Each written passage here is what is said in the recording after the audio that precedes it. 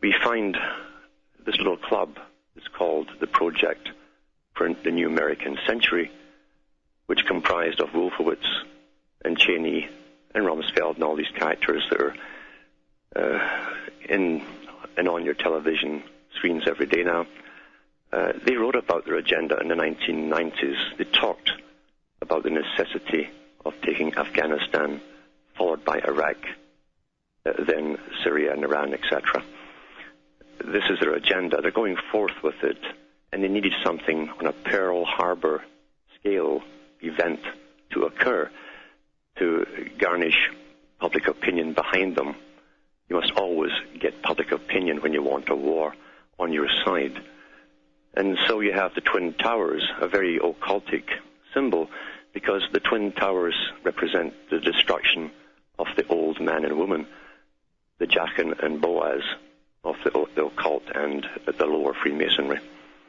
The old man is to be done away with, you see, and the old woman too, as they bring in a new science of genetics to create the new types that will be their servants of the future, new types of purpose-made human beings, which they've written about in the lower science magazines, and by that I mean the ones you buy on the shelves in bookstores.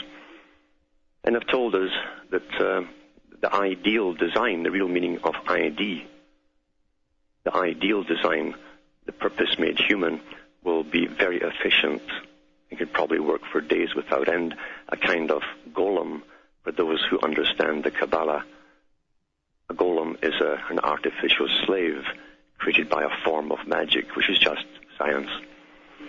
And that is the great agenda for the future. However, to get us to that step, which they knew long ago they would do, and I gave a talk this week about it, you'll find it on my website, from 1929 by a Lord Birkenhead from Britain, who went through this agenda, this glorious future, mentioning higher sciences that were totally unknown to the public until today. Yet it was published in a Hearst magazine, Cosmopolitan, in 1929, discussing this whole future, this wonderful future for this dominant minority, where they will rule the world in a form of utopia, the dream of the ages, as they call it, going all the way back to the days of Plato and his republic, where the common people would be bred and made special for their purpose, their tasks ahead. Now they're at it with genetics, and that was always the goal of genetics, not to help the poor crippled person with Huntington's chorea or some hereditary problem, but in actual fact to alter the whole of society, except for the dominant minority who control us all. You'll find a lot of this in the writings of Arthur Koestler, who worked for MI6 as a propagandist. He also worked for the United Nations on projects on how to lobotomize the entire population without their knowing it for the general public, while he said the elite will remain unaltered because they must retain their survival capabilities, since they will make the decisions to steer planet Earth on its course.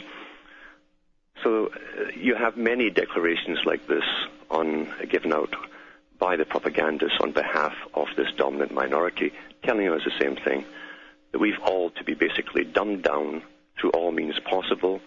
Kessler and others mentioned using inoculations to do it, inoculations that would be given out under pretenses of helping us, but in actual fact would attack the brain itself, not just the brain, but specific parts of the brain.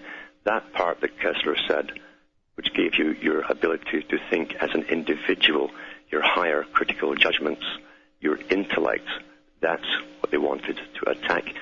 And when you look at the incredible rise of autism over the last 20 years or so, it goes in parallel with the same graph as the amount of inoculations given out at a very early age. Autism at one time used to be recognizable from pretty well birth, when the child didn't go through the normal milestones all up the way to saying dada and mama. Now they're normal up until the age of 2. When they get the inoculations, they have a tremendous fever, which every doctor is taught is normal, and it tells the mother so. And then after that, the child regresses and no longer says Dada and Mama. And the problems are there. Now it's accepted as being normal, but the graphs show they're in parallel with the amount of inoculations given within the same areas or states in the U.S. or counties in Canada or England. Well known in the higher medical authorities what they're doing. The general practitioners have a hard time dealing with it, but they themselves eventually do know, because you can't help but thinking and seeing the results. They know what's happening there. So we're under attack, an attack planned by a dominant minority, which Aldous Huxley, a member of this group, actually belonged to, and he spoke on their behalf too. And he said the same thing, that there's no problem with basically giving most of the people a false sense of reality, a make-believe world. What's wrong with that? He said most of them are unhappy anyway. And he knew that because the system they have given us of money and taxation and all the burdens that go with it, the hurry and the scurry, he knew that most people really are not really happy. And they knew at the top, too, that no matter how many goodies they give us to buy, all these little rewards that we're taught to get for ourselves at the end of the month, to make it all worthwhile, they knew that eventually there wouldn't be enough, and they'd have to do something more with the people to make them manageable. And that's what they came up with, ways of lobotomizing chemically the general public, and they believe they're doing the right thing according to themselves. They call it the noble lie. You must lie to the little people because, you see, the little people are too dumb and stupid to understand, poor dears, and that's how they justify it. World peace to this elite means the absence of all opposition. The absence of all opposition means the absence of all people or any people with critical thinking abilities left. That's what it's all about. And hence, they have put their faith in science. Through science they will conquer. And they're on the rush of genetic engineering. They're way beyond what the public are told. They have been all along.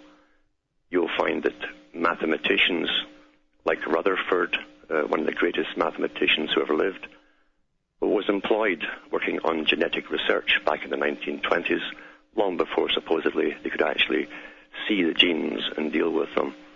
Well, you wouldn't need a mathematician if you couldn't see the actual genes. You wouldn't need them. They would have no purpose.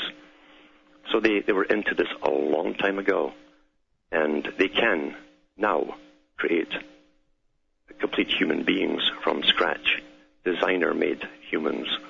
And the only problem they have now is to bring all the old world down. As I say, the symbol of the Twin Towers, the Jachin and Boaz, that kicks off this new American century for the 21st century. The 21st century was always very important to them. Arthur C. Clarke, a very high Freemason, wrote 2001 and 2010, two great novels with a lot of truth in them. And this guy, remember, was a Nobel Prize winner. He was no dummy. He talked about this agenda, which would be kicked off in 2001, with a great discovery, a new change that would come all over the world.